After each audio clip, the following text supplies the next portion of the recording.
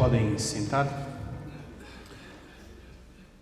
Muito bem, estamos neste caminho meditando, conhecendo mais sobre o sangue de Jesus e somente recapitulando um pouco da última homilia, onde nós falávamos sobre o valor do sangue de Jesus e por que este sangue tem poder.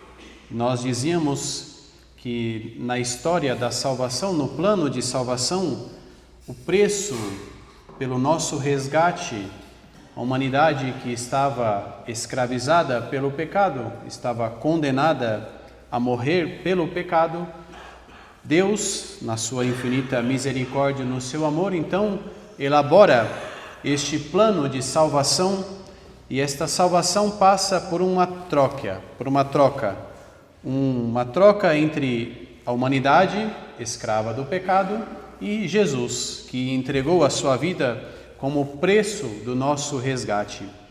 E nós dizíamos também que o preço deste resgate exatamente é o sangue de Jesus derramado, é o seu sacrifício na cruz, a sua entrega total na cruz que nos concede a salvação. Portanto, a porta de salvação passa pelo sacrifício de Jesus e pelo seu sangue. Então, o sangue de Jesus é um sangue redentor, é um sangue que nos redime, que nos liberta, que nos salva do pecado. E não só isso, ele perdoa os nossos pecados. E nós dizíamos semana passada, falando da referência aos sacrifícios oferecidos no templo de Jerusalém, os sacrifícios da antiga aliança, onde os animais eram sacrificados para uma purificação dos pecados, porém estes sacrifícios precisavam ser repetidos. Não era suficiente um só, era preciso voltar a fazê-los. E estes sacrifícios não perdoavam os pecados interiormente, não mudavam o ser humano, eram somente rituais de purificação. Mas o sacrifício de Jesus na cruz, único e irrepetível, é o sacrifício que não só perdoa os nossos pecados, mas nos transforma.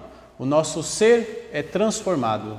Então a mudança é diferente. Tudo isso graças a este sangue de Jesus derramado na cruz. E por isso esse sangue é precioso.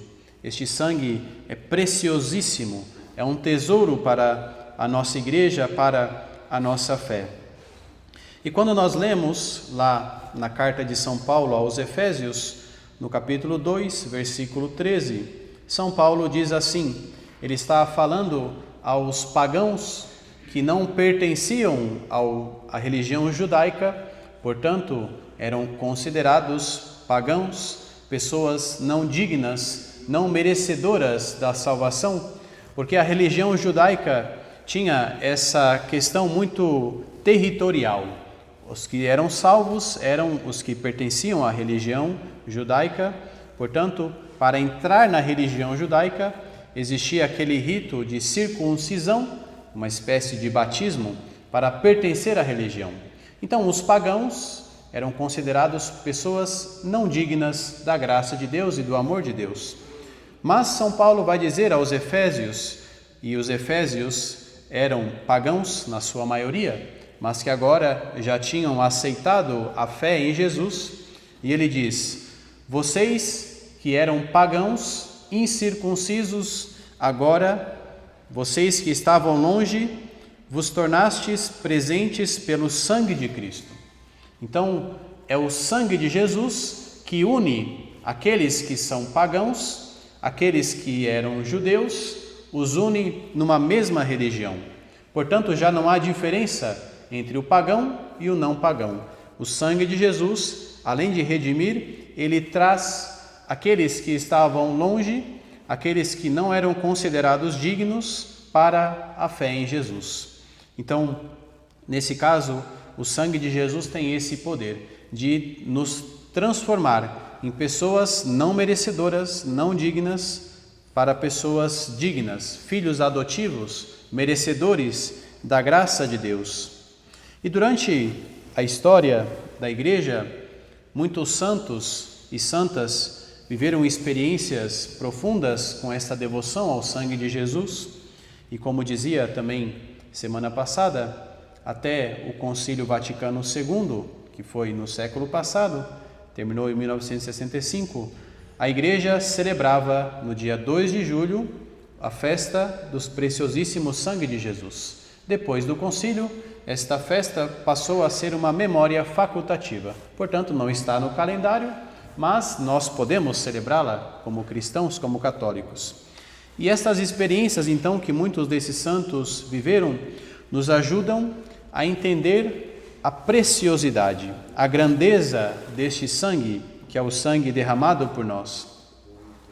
Santa Catarina de Sena, uma famosa mística, ela, nas suas visões, ela tem um famoso livro chamado Diálogo, que é uma experiência com Deus Pai falando para ela muitas coisas, é interessante, vale a pena conhecer. E dentro deste livro, uma dessas experiências, ela comenta sobre o sangue de Jesus. E ela diz então: o sangue de Jesus é um oceano de misericórdia. Quem se banha nele, lava-se de toda a sua miséria. Não há mancha, por mais profunda que seja, que não possa ser dissolvida por este sangue, que é ao mesmo tempo justiça e perdão. Então, Santa Catarina está dizendo que o sangue de Jesus é capaz de purificar, é capaz de perdoar qualquer pecado. Não há pecado que não possa ser perdoado, que não possa ser lavado, que não possa ser purificado por este sangue. Só há um pecado que o sangue de Jesus não é capaz de perdoar. É o pecado daquele que não pede perdão. Aquele que não se reconhece pecador, que não pede perdão, não pode ser perdoado. Não porque o sangue de Jesus não tenha poder, porque ele tem poder para perdoar todo pecado. Por maior que seja, não importa. Por mais tempo que seja, não importa. Uma gota deste sangue é capaz de purificar, é capaz de limpar, é capaz de perdoar todo pecado. Então, nós quando olhamos para este sangue de Jesus, nós podemos pedir também que este sangue de Jesus nos purifique, que nós sejamos lavados, purificados por este sangue. Tenho certeza que todos nós que estamos aqui temos pecados para purificar. Quem não tiver pecado, que atire a primeira pedra, ainda que não haja pedras aqui. Se tivesse, tenho certeza que ninguém lançaria.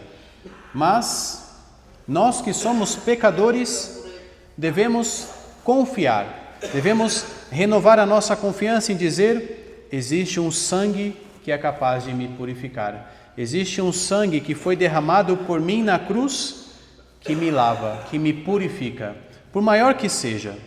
E às vezes, na nossa experiência de pecado, muitas vezes nós tendemos a desanimar, a nos entristecer, ou a colocar o nosso pecado como algo maior, como se Deus não fosse capaz de me perdoar. Veja, o sangue de Jesus derramado na cruz é capaz de perdoar todo o pecado. O nosso pecado é capaz de nos purificar, é capaz de limpar a nossa miséria. Então nós precisamos mergulhar neste oceano de misericórdia, neste oceano de perdão. Uma outra santa, chamada Maria Madalena de Pazzi, uma grande mística carmelita, também viveu muitas experiências profundas com Jesus, e ela escreve profundissimamente bem sobre a Eucaristia. Tem frases muito bonitas dela sobre a Eucaristia. Uma frase que ela diz que se fosse necessário caminhar sobre brasas para comungar, ela comungaria, de tão precioso que é a Eucaristia. Mas uma outra frase que ela tem falando sobre este sangue de Jesus, ela diz: cada gota do sangue de Cristo brada ao Pai pela salvação da alma. Não há sofrimento humano que não seja tocado e transfigurado pelo sangue derramado no Calvário. É o amor que se faz dor, para que a nossa dor se faça amor. Então, quando nós olhamos para o sangue de Jesus, quando nós olhamos para o sacrifício de Jesus na cruz, nós, quando entregamos o nosso sofrimento ao sofrimento de Jesus, existe um milagre de transformação. Deus nos concede a graça de transformar o nosso sofrimento em amor, a nossa dor em amor, porque existe uma força de atração em Jesus.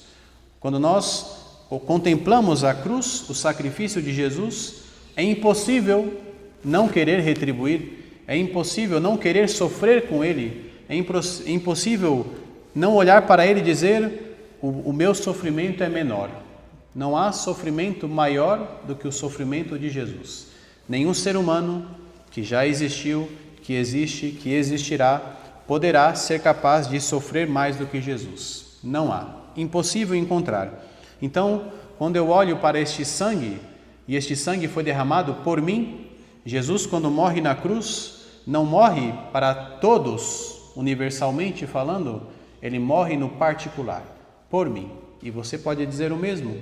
O sangue de Jesus derramado na cruz foi por você, foi pensando na sua salvação. Então, quando nós nos colocamos debaixo desta cruz, nós então recebemos muitas graças. É o sangue de Jesus que é capaz de nos purificar. E tenho certeza também que você hoje tem sofrimentos que precisam passar pelo sangue de Jesus. Tenho certeza que você tem dores que precisam ser transformadas em amor, precisam ser entregues ao Senhor neste caminho de união.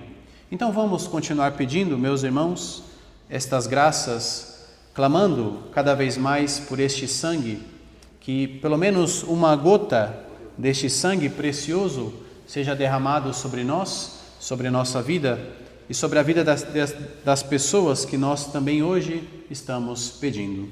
Louvado seja o nosso Senhor Jesus Cristo.